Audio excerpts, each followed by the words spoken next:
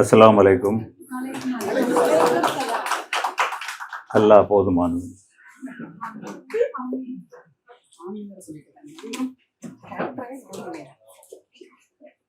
உங்க எல்லாரையும் இங்க பார்த்ததுல ரொம்ப மகிழ்ச்சி.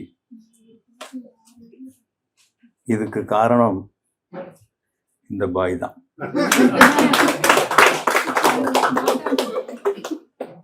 அவர் ஒரு நாள் நீங்க இந்த மாதிரி நடிக்கணும், இவ்வளவு கனமான கதாபாத்திரம் அப்படின்னு அவர் என்கிட்ட சொல்லலை. அப்போ நான் சொல்ல, இல்லை தம்பி, எனக்கு நடிக்கிறதுல ஆர்வம் இல்லை, நான் ஒரு இயக்குனர் மட்டும்தான். அது சொன்னேன். அவர், இல்லை சார், நீங்க அதை படிச்சு பாருங்க. இந்த போராட்டமே 4-5 நாள் நடந்தது அந்த ஸ்கிரிப்டை நான் வாங்குறதுக்கு. அதை வாங்கி 2-3 நாள் நான் தொடவே இல்லை. ஆனா அது என்னமோ அது என்னுடைய அறிவுக்குள்ள குடைஞ்சுக்கிட்டே இருக்கு. அது ஒண்ணு இருக்கு, அது என்னன்னு பாரு. அப்புறம் ஒரு நாள் எடுத்து பார்த்தேன், வாசிக்க ஆரம்பிச்சேன். முழுக்க வாசிச்சேன். அது எனக்குள்ள இறங்குச்சு. அதுக்கப்புறம் 2-3 நாள் எனக்கு தூக்கம் இல்லை. இப்பவும் எனக்கு அவருக்கு தைரியமா நம்ம சொல்லலாமா வேண்டாமா அப்படின்னு தான் யோசிச்சு அப்புறம் ஒரு வர வச்சு அரை மனசா ஒத்துக்கிட்டேன், இது என்னால முடியுமா அப்படிங்கிறது. அது முடிஞ்சிருக்கு. இப்ப எல்லாரும் படமா பார்த்துட்டீங்க. இனி ரோட்ல போறப்ப அடுத்து கஸ்தூரி ராஜான்னு கூப்பிடுவாங்களாங்கிறதே ஒரு சந்தேகமா இருக்கு. நடிக்கிறது கூட இனி பாயா நடிக்கிறதுதான் கூப்பிடுவாங்கன்னு நினைக்கிறேன். சாதாரண கதாபாத்திரங்களுக்கு கூப்பிட மாட்டாங்கன்னு நினைக்கிறேன். இவங்க வரும்போதே ஒருத்தர், வாங்க யூசுப் பாய் அப்படின்னு தான் சொன்னார். கஸ்தூரி ராஜாங்கிறது சொல்றதுக்கு கொஞ்சம் சிரமமாயிருக்கும். ரொம்ப பேர் என்கிட்ட போன்லயே தப்பா தான் சொல்லுவாங்க என்னுடைய பேரை. அதுக்கு ஒரு சரியான பேர் கொடுத்ததுக்கு அவருக்கு ஒரு தேங்க்ஸ். இதுக்கப்புறம் அரை மனச ஒத்துக்கிட்டேன் பண்ணலாம் அப்படின்ட்டு. இது எப்படி நான் ஒத்துக்கிட்டேன்? என்னை ஒத்துக்க வச்சது யார்? என்னை யார் அந்த படப்பிடிப்பு தளத்துக்கு இழுத்துக்கிட்டு போனது? உண்மையிலேயே சொல்றேன், அல்லாஹ் தான் இழுத்துட்டு போயிருக்காரு. அந்த படம் முடிகிற வரைக்கும், இன்னைக்கு வரைக்கும் 1% கூட ஒரு இஸ்லாமியனா எப்படி நடிக்கணும்னு நான் யோசனையே பண்ணல. கொஞ்சம் கூட கஷ்டப்படலை. அவர் திரும்ப சொன்னா திரும்புவேன், உட்கார சொன்னா உட்காருவேன், நிற்க சொன்னா நிற்பேன், நடக்க சொன்னா நடப்பேன், சிரிக்க சொன்னா சிரிப்பேன். நல்லவேளை எனக்கு அலற மாதிரி வைக்கல. அவர் இல்ல இருக்கு, அது அழவே கிடையாது, அது உணர்ச்சி. மகன் அடி வாங்குறானே அப்படிங்கிறது எல்லா தகப்பனுக்கும் வரக்கூடிய ஒரு உணர்ச்சி தான். பொதுவா ஆம்பளைங்க அழமாட்டான், அழ பார்ப்பான் நிறைய பேர். அந்த இது வரைக்கும் எனக்கு என்னை 4 குழந்தைங்க. எனக்கு இந்த 4 குழந்தைகளுக்கும் என் மேல உயிர், அவங்க மேல எனக்கும் உயிர். அந்த 4 குழந்தைகள்ல இன்னொரு குழந்தையாதான் அவர் என்னை கவனிச்சுக்கிட்டார். 2வது, எனக்கு வீட்டு சாப்பாடு தான் ரொம்ப பிடிக்கும். வெளி சாப்பாடு சாப்பிட்றதுல என்னுடைய ஆரோக்கியம் கருதி அங்க ஒரு பாய் யாரோ ஒருத்தர் கொண்டு தயிர் சாதம் கொடுக்குறாரு, இன்னொரு பாய் துவரம் பருப்பு சாதம் கொடுக்குறாரு, இன்னொருத்தர் ஒரு நாள் பிரியாணி கொடுக்குறாரு. ஆக அந்த முஸ்லீம் சாப்பாடு சாப்பிட்டு தான் நான் முஸ்லீமா நடிச்சேன்.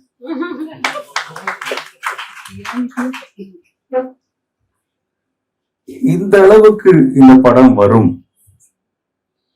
இன்னும் சொல்லப்போனா, நான் ரிலீஸுக்கு முதல் நாள் வரைக்கும் படத்தை பார்க்கவே இல்லை. எனக்கு ஒரு பயம், நம்ம என்ன பண்ணிருப்போம். அவர் பட்ட கஷ்டங்கள் இருக்குல்ல, இந்த படம் எடுக்கும்போது அத 100 புக்கு எழுதலாம், அவ்வளவு கஷ்டப்பட்டாங்க. அதுக்கே அவருக்கு ஒரு ஹார்ட்ஸ் ஆஃப் சொல்லலாம். நானா இருந்தா போட்டுட்டு போயிருந்தேன், அப்படியெல்லாம் போராட முடியாது என்னால. இன்னும் இப்போ எல்லாரும் இங்க பேசும்போது சொன்னாங்க, ஏன் நீங்க தயவு செஞ்சு நான் சொல்றது கேட்டு யாரும் கோவப்படக்கூடாது. நான் யதார்த்தவாதி, நியாயத்தை தான் சொல்லுவேன். ரெண்டாவது, எனக்கு எம்மதமும் சம்மதமும் இருக்கிற ஒரு ஆள் தான். நான் இன்னைக்கு இங்க பாயா இருப்பேன், அங்க கிறிஸ்டினா இருப்பேன், அப்புறம் எங்க வீட்டுல இந்துவா இருப்பேன், அப்படிதான் இருப்பேன். ஏன்னா சினிமாவில் எல்லாருடைய காசும் நமக்கு வேணுமே, அப்படி ஒரு பரந்த நோக்கம். எல்லாருமே காமனா ஒரு கருத்து சொல்றாங்க, ஏன் இஸ்லாமிய படங்கள் வர்றதில்லை? இதையே உங்களுக்குள்ளே பதில் வச்சுக்கிட்டு நீங்க அதை கேள்வியை கேட்டுக்கிட்டே இருக்கீங்க. ஒரு மீரா கதிரவன் எப்படி எடுத்தாரு? இதுக்குள்ள யாருமே மீரா கதிரவன் இல்லையா? எடுங்க. சினிமாவில் எந்த இடத்துலயும் இஸ்லாமியர்கள் படம் எடுக்கக்கூடாதுங்கிற சட்டமே கிடையாது. இந்த படம் கூட சென்சார்ல ஒரு சின்ன சோதனைக்கு அப்புறம் தான் அந்த சோதனையே எங்களுக்கு ஒரு போனஸ் மார்க்கா வந்தது. 2 U சர்டிபிகேட் வாங்கின படம். முதல்ல U சர்டிபிகேட் நல்லா பாராட்டி வித்தவுட் கட்ஸ், இப்படி எல்லாம் சர்டிபிகேட் கிடைக்கிறது ரொம்ப கஷ்டம், கொடுத்தாங்க. அவர் வந்துட்டாரு ஹாப்பியா. வந்ததுக்கு அப்புறம் நான் கங்க்ராச்சுலேஷன் சொல்றேன். மறுநாள் காலையில் சொல்றாரு, சார் ரிவைசிங் கமிட்டிக்கு போக சொல்றாங்க. இது என்ன புதுசு? அப்புறம் அடுத்த நாள் போய் ஹைதராபாத்ல போய் ரிவைசிங் கமிட்டியில் பார்த்து, இந்த படத்தை எதுக்கு அனுப்புனீங்க? அவங்க ஒரு U சர்டிபிகேட் கொடுக்குறாங்க. இப்படி எல்லாம் போராடி அவர் படம் எடுத்தார் இல்லையா? ஆசை இப்ராஹிம் ராவுத்தர் எவ்வளவு பெரிய ப்ரொடியூசர், தயாரிப்பாளர் சங்கத்துக்கே தலைவராக இருந்தவர். ஒருதலை எடுத்து EM இப்ராஹிம் இன்னைக்கு எவ்வளவு பெரிய பாரம்பரியத்தை உருவாக்கி இருக்காரு. கடையநல்லூர் MA காஜா எனக்குலாம் குரு மாதிரி, அப்படி வெளியேந்து பார்த்துட்டு இருப்போம். வாரத்துக்கு 2 படம் ரிலீஸ் ஆகும் அவர் படங்கள்லாம். வாங்க, பர்ஸ துறங்க, மனசை துறங்க, பேப்பரை துறங்க, எழுதுங்க, எடுங்க. உலகம் உங்களுக்காக காத்துக்கிட்டு இருக்கு. எந்த தியேட்டர்லயுமே ஒரு இஸ்லாமியர் இயக்குனால் இந்த படத்தை போட மாட்டோம்னு யாரும் சொல்றது கிடையாது. எந்த ஜனங்களுமே அதை பார்க்க மாட்டோம்னு சொல்றது கிடையாது. நமக்குள்ளே ஒரு வேலையை போட்டுக்கிட்டு நம்ம எடுத்தா அப்படி சொல்றாங்க, அப்படி சொல்றாங்க. கட்டுப்பாடுகள் அது எனக்கு தெரியாது. மதத்தினுடைய பிரச்சனை என்ன, உங்களுக்குள்ள இருக்கிற ப்ராப்ளங்கள் என்ன, அதெல்லாம் எனக்கு தெரியாது. சினிமாவை பொறுத்த மட்டும் அது ஒரு யூனிவர்சல் லாங்குவேஜ். இங்கிலீஷ் படங்கள் இங்க போடுது, இஸ்லாமிய படங்கள் ஓடாத என்ன? போடும், எடுக்கணும் எடுக்கணும். அவரும் அப்படி தயாரிப்பாளர்களுக்காக தான் அவர் வெயிட் பண்ணிட்டு இருக்காரு. தயாரிப்பாளர் யாரு இன்னைக்கு வரைக்கும் எனக்கு தெரியாது யாருன்னு. அவர் தான் காசு கொடுப்பாரு, அவர் தான் சத்தம் போடுவார். அவரு படம் எடுத்த நேரத்தை விட சண்டை போட்ட நேரம் தான் ஜாஸ்தி.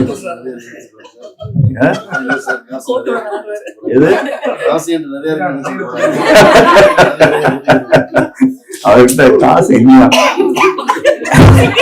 அதனால நீங்க தாராளமா வரலாம், சினிமா எடுக்கலாம். நானே டைரக்ட் பண்றேன், அவரே டைரக்ட் பண்ணுவாரு. இது நம்ம உலகம், நாமெல்லாம் மனிதர்கள், சகோதரர்கள்.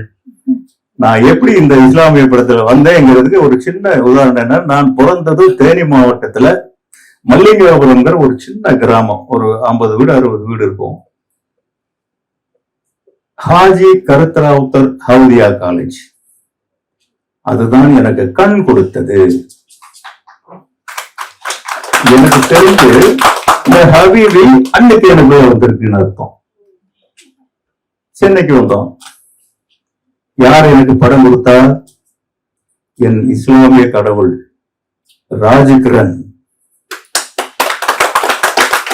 அன்னைக்கு எனக்குள்ள ஹபீபி வந்திருக்கு. என்னுடைய ஆடிட்டர் இஸ்லாமியர் தான், என்னுடைய அட்வொகேட் இஸ்லாமியர் தான். எனக்குள்ள அந்த பாகுபாடுகளே எதுவுமே கிடையாது. இப்ப யாராவது இங்க கூட கொஞ்சம் பேர் அட்வான்ஸ் கொடுங்க, நான் வாங்கிக்கிறேன். எனக்கு பணம், பேர பணம், நல்லா எனக்கு எந்த பாகுபாடும் கிடையாது. இப்படி கடந்து வந்ததுனாலதான் எனக்குள்ள இன்னும் ஒரு ரகசியம் இருக்கு.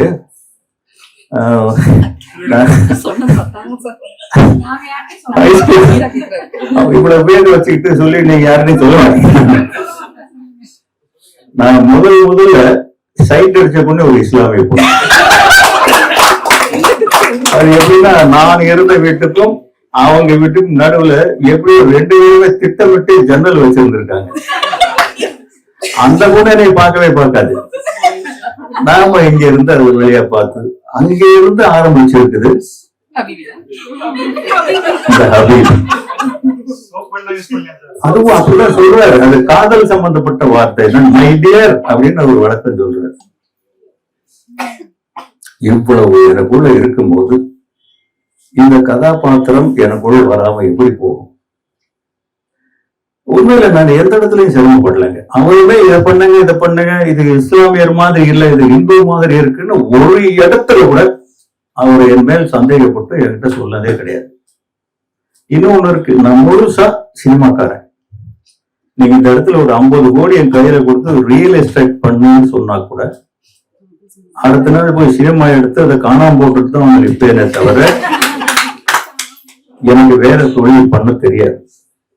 இப்ப எனக்கு என் பையன் ஹீரோவா இருக்காரு, ஒரு பையன் இயக்குனரா இருக்காரு, இப்ப என் பேரன் ஒருத்தர் ஹீரோவா இருக்காரு, இன்னொரு பேரன் நடிக்க போறாரு. என்னால வேற தொழில் பண்ண முடியுமோ?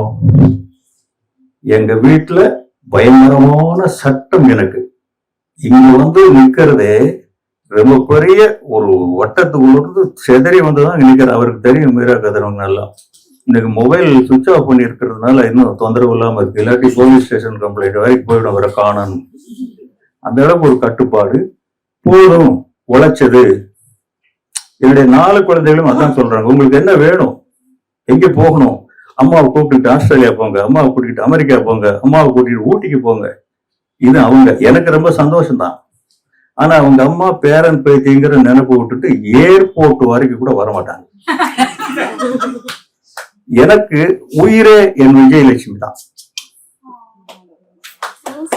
அதை விட்டுட்டு என்னால நகரவே முடியாது. எனக்கு ஒவ்வொரு இடத்துலயும் எனர்ஜி வர்றதே அந்த முகத்திலிருந்து தான் வருது.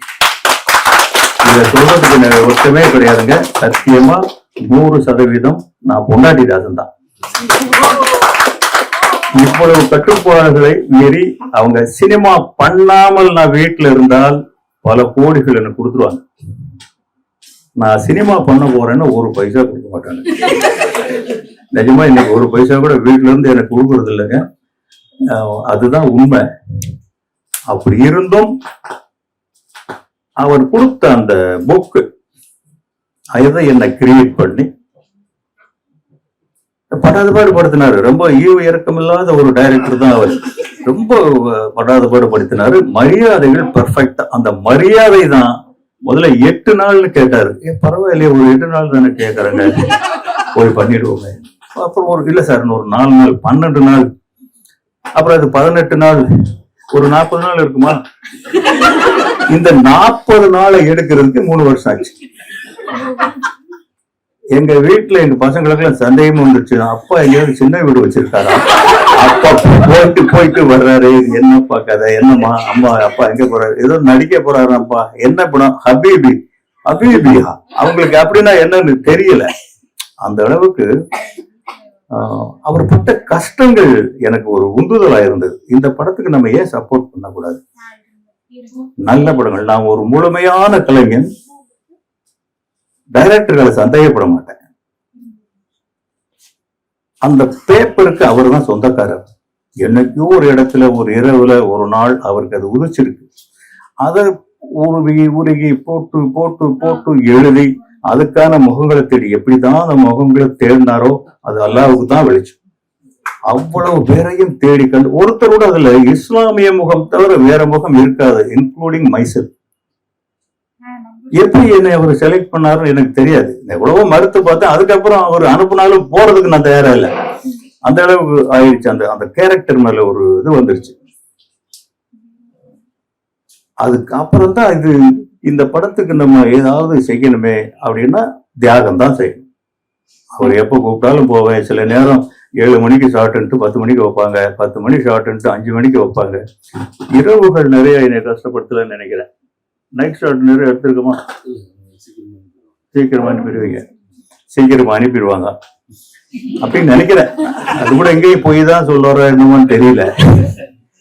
அந்த 40 நாள 3 வருஷத்துக்கு சொல்லி இழுத்து தாடி வளர்த்து அதுல அவர் பண்ண கொடுமை அதுதான். தாடி வந்து இவ்வளவு இருந்தா போதும். அப்புறம் முதல்ல விக்கு வச்சுக்கிட்டாங்க. அப்பா பரவாயில்ல, விக்கோட போயிடுச்சு. அப்புறம் தாடி கொஞ்சம் வளர்த்தா நல்லா இருக்கும்னு இங்க வரைக்கும் வந்துருச்சு. வீட்டுல என் ஒய்ஃப் எல்லாம் சொல்லிட்டாங்க, நீங்க இனிமேல் வீட்டுக்குள்ள வராதீங்க, நீங்க யாரோ மாதிரி தெரியுது அப்படின்ட்டு. என் பையன் தனுஷ் சொல்லிட்டாரு, இல்லப்பா நீங்க வீட்டுக்கு வராதீங்க, நான் எப்பவுமே கிளீன் ஷேவ் பண்ணி டை அடிச்சு ஹீரோ மாதிரி இருப்பேன், எங்க அப்பாவை நான் அப்படித்தான் பார்க்கணும், அப்படி பண்ணிட்டு வாங்க, இல்லாட்டி வராதிங்கன்றாரு. இன்னைக்கு வரைக்கும் நான் சரியா போடுறது இல்லைங்க. அதுக்கப்புறம் இது எனக்கு பிடிச்சு போச்சு, அப்படியே நான் வச்சுட்டு இருக்கிறேன். மறுபடியும் யாராவது ஒரு பாய் வேஷத்துக்கு கூப்பிட்டா அப்புறம் தாடி வளர்த்துட்டு போய் நிற்க முடியாது இல்லையா அப்படின்ட்டு. நானாவது வெறும் தாடி. இந்த பையனை நீங்க ஈசா, அவர் வெயிட்டை ஏத்தி இறக்கி இந்த படத்திலேயே அதிகமா கஷ்டப்பட்டது அவனும் இந்த பொண்ணு. இந்த பொண்ணு தான். இதெல்லாம் கொஞ்சம் மிஸ்ஸான கிளவியா இருக்கும். அம்மா வழியை தான் கூப்பிடுவாங்க. இப்ப எப்படியோ கஷ்டப்பட்டு இறக்கிடுச்சு. இப்படி கஷ்டப்படுத்தி அவரும் கஷ்டப்பட்டு இதுக்கு நடுவுல எவ்வளவு பினான்சியல் ட்ரபிள் எவ்வளவு வரும் இன்னைக்கு வரைக்கும் இருக்கு. இன்னைக்கு உங்ககிட்ட 2 வேண்டுகோள் வைக்கிறதுக்காக தான் நான் வந்தேன் இந்த இடத்துல. இவ்வளவு பேர் நீங்க வந்திருக்கீங்கன்னா இது வரைக்கும் எங்கேயுமே நான் இவ்வளவு வேற பார்த்தது இல்லை. ஒண்ணு என்ன அப்படின்னா,